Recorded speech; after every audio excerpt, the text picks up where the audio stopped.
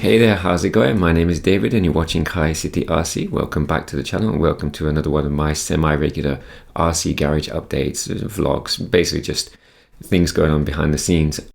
Today I'm going to mostly be talking about the Phaser Mark II Rally, so if that's not really your thing then feel free to bail out. And a bit of an apology to long-term viewers and subscribers. It may seem that recently most of my content has revolved around rally cars and on-road cars. I'm still very buggy centric and I'm just waiting for the imminent arrival of the Yokomo Super Dogfighter. But you know, it's nice to do different things once in a while and try different aspects of the hobby. I used to do a lot of on-road back in the early 2000s and kind of drifted away from it, but it's nice to get back into it.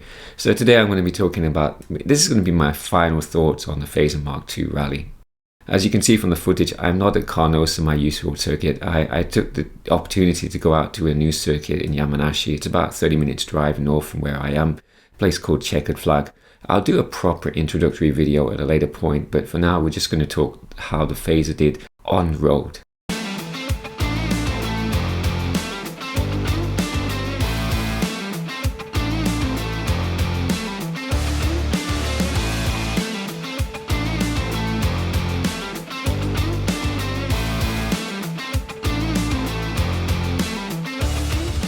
If you've watched my previous videos, you know I've done a full review of the Phaser Mark II Rally, and I've also compared it with the XV01 in an off-road dirt gravel scenario. And on that, the Phaser Mark II, the FZ02-R, was the better performer by far, simply because the suspension is just set up for more off-road use.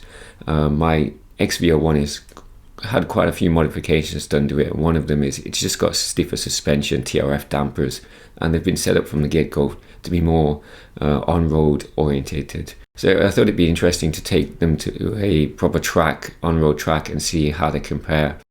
Now before I went, I knew I was going to go and do this, and before I went I wanted to bring in something else. All of my on-road cars are either nitro or they're 20 plus years old and they're kind of retired shelf queens, so I figured that I need to take something else. And I've seen a lot of videos, Pop Along RC and a few others running TT01E based racing trucks, and I thought that looks really good. So I actually picked up a TT01E Han racing truck, and if you built one of these trucks you'll know full well the chassis goes together in like a couple of hours. The body is quite involved, and so I didn't have the body ready by the time I planned to go to Checkered Flag. So as a stopgap I just threw on a really old Subaru Impreza body that I've had for quite a few years, and then swapped over wheels and tires for a set that are the best part of 20 years old. They've been in the cupboard in the closet for 20 years, so they were all white. They were new, they hadn't been used, but I wasn't expecting much, and took the TT01E. So I actually ended up taking, just by accident, 3 rally cars. The XV01 with the Lancia body, TT01E shakedown run with the Impreza body, and obviously the Phaser Mark II Rally. So let's talk about how they did. So we'll start off with the Phaser Rally first.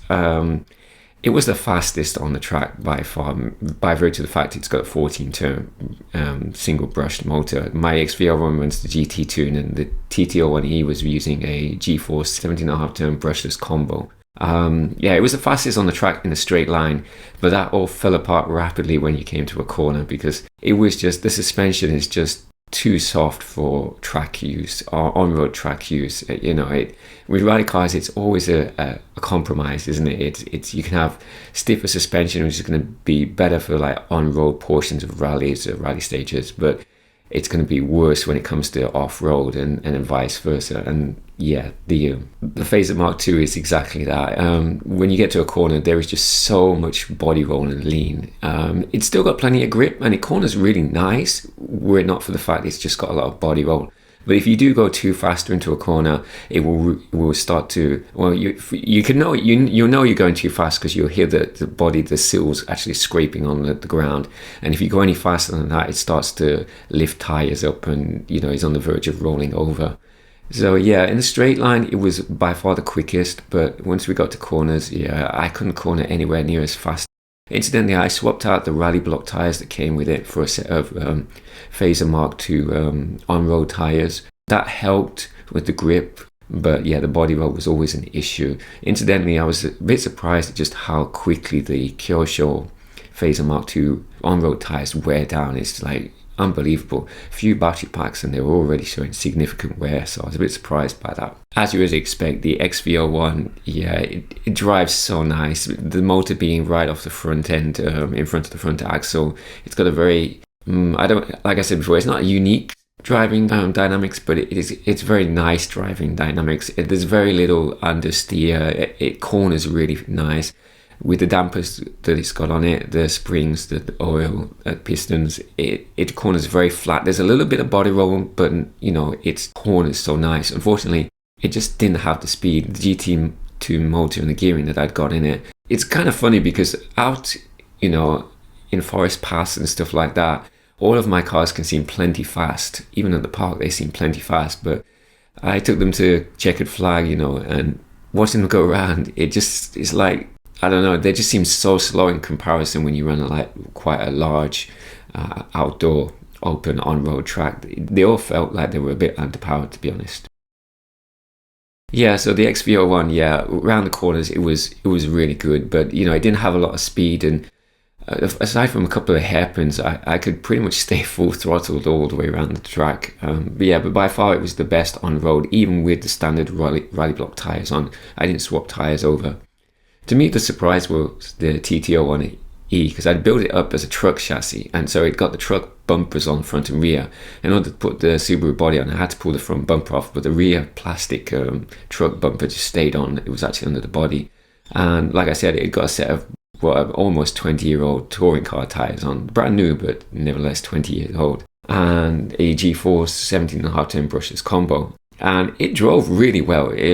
It's got a couple of other mods. I changed the dampers from friction ones to Tamiya CVAs, and I also installed the adjustable upper arm so I could play with the camber, and tie rods to change the toe in and toe out. But that's it really, and it handled really well. The suspension was perhaps a tad too stiff in some parts, but zero body roll. But yeah, it did a lot better than I thought it would do.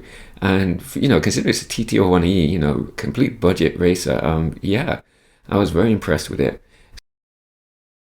So overall, yeah, the Phaser Mark II is a great all-rounder, but it's more dirt in stock form. And my Phaser FZ02-R, I haven't changed anything. It's completely as it came out the box. Yeah, it's much better at off-road and rougher terrain than my XV01. If you do plan to run it on tarmac regularly, you might want to look at changing the oil or the pistons or doing some suspension work just to make it corner a bit better.